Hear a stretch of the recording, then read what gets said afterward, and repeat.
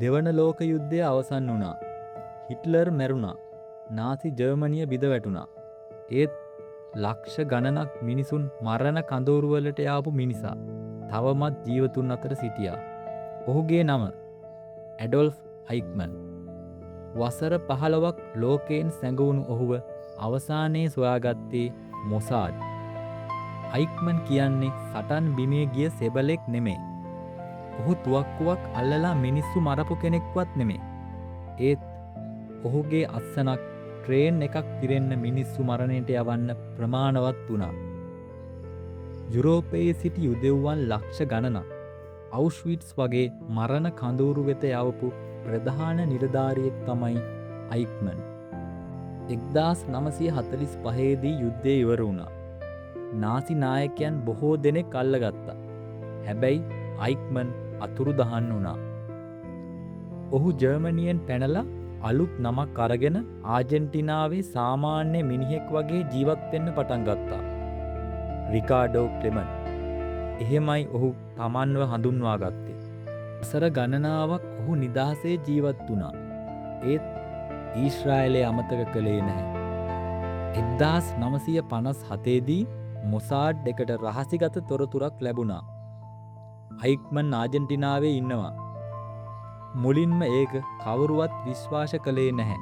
හැබැයි මොසාඩ් ඔහු පසුපස යන්න තීරණය කළා. මොසාඩ් ඔත්තුකරුවන් බුවනෝස් අයර්ස් නගරයට යවුවා.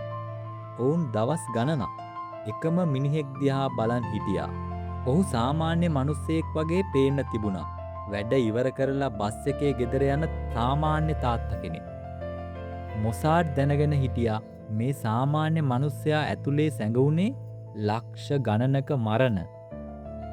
1960 මැයි 11 අයික්මන් බස් එකෙන් බැහැලා පාර දිගේ යනවා. එක පාරටම කාර් එකක් නතර වුණා. මිනිස්සු කීප දෙනෙක් ඔහුව බිමට ඇදලා දැම්මා. නිශ්ශබ්දව ඉන්න ඒ මොසාඩ් ඔහුව රහසිගත නිවසක දවස් ගණනාවක් තියාගත්තා. ඊට පස්සේ ඊශ්‍රායල ගුවන් සේවකයෙක් වගේ ඇඳලා රහසින්ම ආජෙන්ටිනාවෙන් පිටතට ගෙන ගියා. ලෝකය දැනගන්නකොට අයික්මන් දැනටමත් ඊශ්‍රායලයේ. ඔහුව වීදුරු කූඩුවක් ඇතුලේ නඩු විභාගයට ඉදිරිපත් කළා. ලෝකය මේ නඩුව දිහා බලාගෙන හිටියා. ජීවිතයෙන් බේරුණු මිනිස්සු ඔහු නිසා තමන්ට වෙච්ච භයානක දේවල් ලෝකයටම කිව්වා. වසර 15ක් සැඟවුණත් අතීතයෙන් පැනලා යන්න ඔහුට බැරි වුණා. මොසාඩ් ඔහුව සොයාගත්තා. ඒක පලිගැනීමක් විතරක් නෙමෙයි ලෝකයට දුන්නු පණිවිඩයක්. අපරාධ අමතක වෙන්නේ නැහැ. ඊළඟ එපිසෝඩ් එකෙන් මොසාඩ් තවත් භයානක රහස් මෙහෙයුමක්.